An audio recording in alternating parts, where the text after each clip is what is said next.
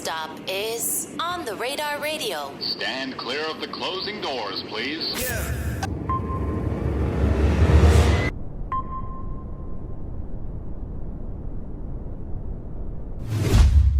Yes, sir, baby. On the Radar Radio. Yo, special guest in the building. Mcfly in the building. My guy, welcome to the show. What's going on, bro? How you Appreciate feeling, y'all man? having me up here. Well, you know, great. First thing, I opened up your Twitter before the interview, just like I always do this, right? But the first thing that was on your Twitter was a pinned tweet from what year? Well, we're about to be in 2024, so let's say 6 years ago, right? Yeah. I got to do a beat for Lil B before I die. I still want to do that beat too.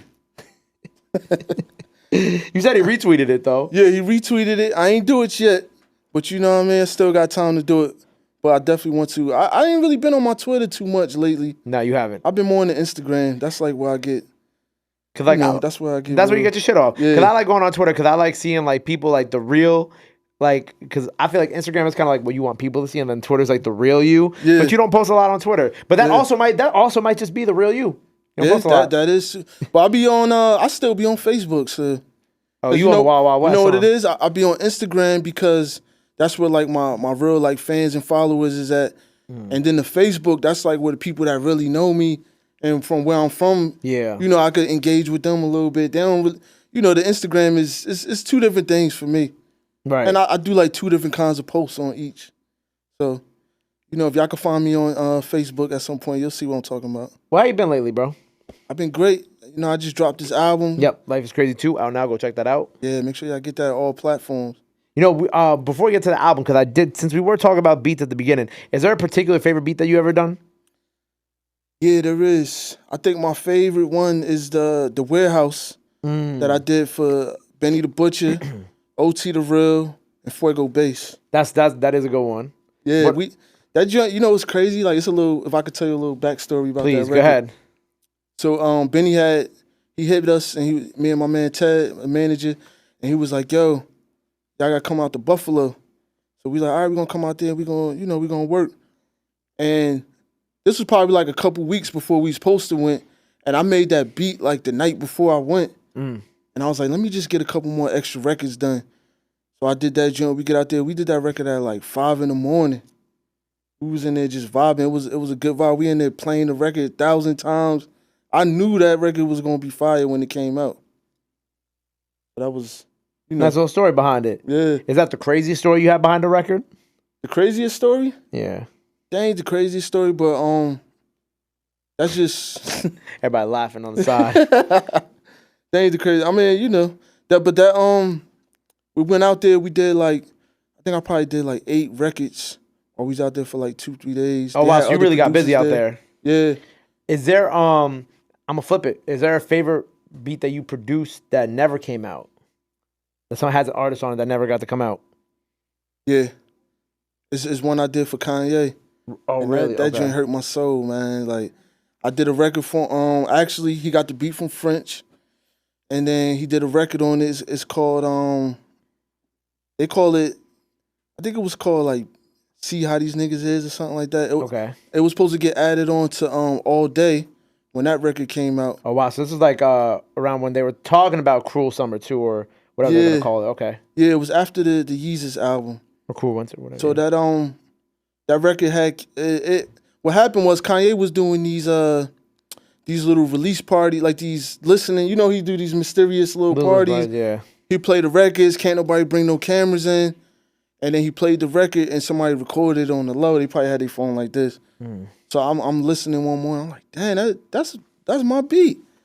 I even heard my little voice tag because I had to make sure I played it like 30 times. Like, is that it? So kind of found out that was one of the beats I gave to French.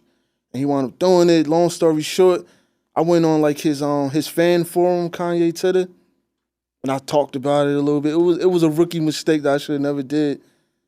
And that was like the first time I had an artist like that rap on something. So I was a little excited.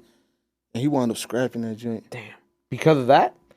I don't know. I just felt like you said the rookie mistake thing, so I wasn't sure if there was a Kanye, like when correlation. records leak, I know sometimes he'd be like, I ain't doing that right now. But I spoke to French about it. He told me they still was probably gonna do something with it. Damn. Yeah. Well, maybe one day. You never know, honestly. And then it recently leaked online too. Oh, recently leaked online. It leaked back then, like just a little snippet. But the full then, song like, isn't released. yeah, somebody leaked that joint online. Damn, man. Well, hey, look. At least you know you got the placements you already have, and you got this incredible project to talk about today, right? Yeah, that's true. Life is crazy too. Yeah. How has life been crazy for you lately? Man, life been real crazy. It's like it's ups and downs that's been with like just recently, like my cousin was killed. I'm sorry. Yeah, and then that was a crazy situation. Like fast forward, rewind back. My grandmother died last year. My cousin was killed last year. Then the year before that, my brother was killed. My brother died.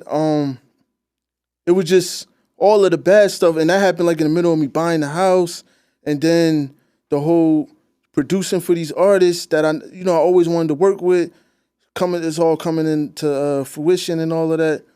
It's like it's so many ups and downs that it just feel crazy to me. Right. That I could have such bad stuff happen, and then such good stuff happen, like right with each other. Yeah. You know what I mean? And then right before that even, like before I even came back to doing music, my bro Chinks died. And R.I.P. to him. Today his birthday, actually. That's Today's crazy Chinks' thing. birthday? Yeah. Damn. December 4th. Rest in peace, Chinks. Real quick, can I tell you something? A story about Chinks. I never met Chinks. I never got to meet him. But the Welcome to JFK album, that album, when I actually, fire album. Yeah, amazing album. One, I used to always play in my barbershop. I was 18, I think, when that album came out, right?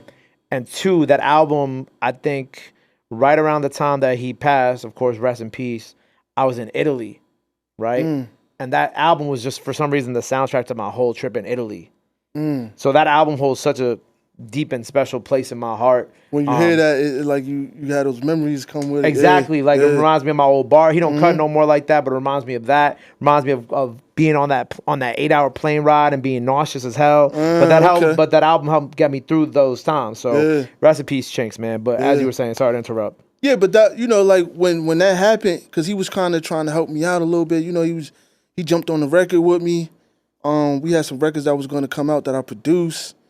He gave me a couple little gems here and there. And like when he had passed, I kind of was like, damn, I don't know who else I'm gonna get in this game to really help us. And then we had Lil Durk, his manager Chino at the time. He was helping me and Ted out, and he wound up getting killed too. So when all of that happened, I was kind of like, I don't even feel like doing this. I got to start from scratch all over again. But then when the passings happened with the family members, it was kind of something that helped me cope with that without losing my mind, you know what I mean? So it kind of like, it took me out and then it brought me back, the music. And then this is kind of like the Life is Crazy projects have kind of been like, in a way, your therapy for all these things that have happened too, right? That's exactly what it is. Like, a lot of people, when they do albums, it'll have like a lot of the beats would sound the same, or it had like So like this, I talk about different things. That's why I call it Life is Crazy too, because I bring you to the I got the record Wipeout. I'm on some hard shit that's going on in the street, whatever. But then I got like the female records. I got the stuff where I like let you into my mind a little more. 2 a.m. It's like I take you all over the place on the record to where like the person listening, if they listen to the album like from top to bottom, they probably really felt like they came into my world a little bit. Yeah. That's fire. I like how you structured that. Yeah, appreciate Was that. all the production on it all entirely you? Nah, actually, I didn't even do that much production on this. I always tell people, like, I make beats, but sometimes it'd be hard for me to rap on my own beats. Why does it be hard for you to rap on your own beats? I think it's because, like, when I do beats, I be having a specific artist in my mind, and I hear them on it, and in my mind, I'm like, yo, I'm going to get him to rap on this. So, like, let's say I did a record for Benny. In my mind, I'm like, damn, I ain't going to stop till I get Benny to hear this. And if he rap on it, if he don't, then, I'll do something else with it. But I'll be having that record already set to the side. Unless I'm, like, really in the zone where I'm like, I'm about to come in here, I'm going to get a sample, put a beat together, write to that joint, record it, and do it like that. I got to, like, do it right on the spot, though. Why do you feel like you have to do it right on the spot? Like, just cause? I just like to, for me, being an artist, it's like the feeling that I had that day. Like everything comes into the record. Like let's say I had a bad day or whatever. You know what I mean? I want to put all that into the record, shit getting on my nerves, getting in my ear. I want to come. I want that whole energy to be captured, like from that day into that record. I don't want to like start it and then come back. Then I might be on something else that day. Yeah. So I was like, whatever that emotion is, I want to put that into the record that day. Is there a specific record on like Life is Crazy too that like had one of those moments that you had to record that day because you're like, oh man, this shit is like. Yeah, I would say 2 a.m. Okay. I had my boy, my producer, Amnesia up. And I'm like, yo, I need something that like I could really talk on.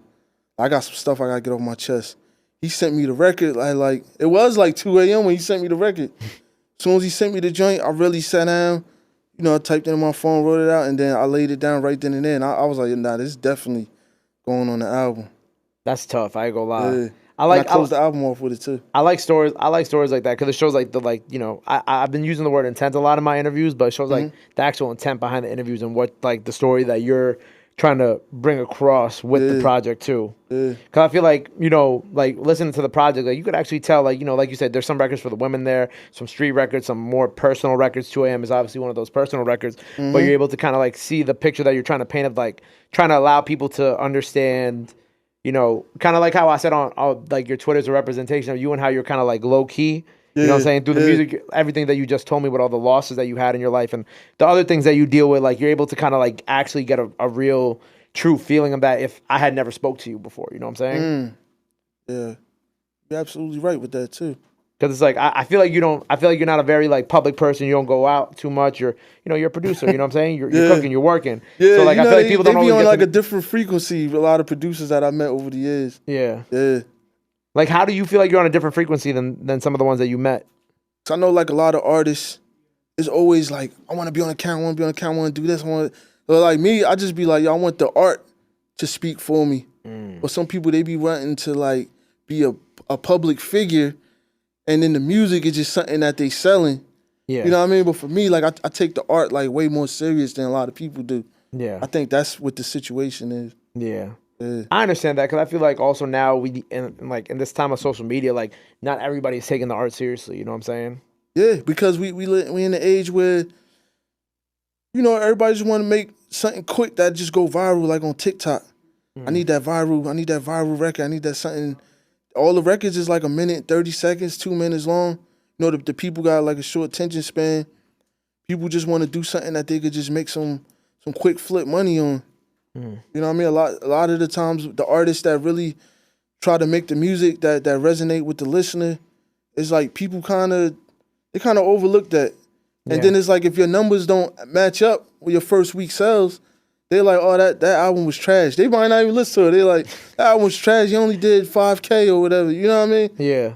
And that's the era we in right now. That is, and I hate that that's like, oh, I ran out of water. I thought I had water. But I hate that that's the era that we in because like, when you hear like a body of work like this, like, or like, you had spoke about working with people like OT or Benny is like, y'all are all very passionate about the work you create and like every body of work that y'all put out has a different level of intent behind it as well too. Yeah, and that's why I really, respect them dudes. Like the wild thing is, I seen Benny.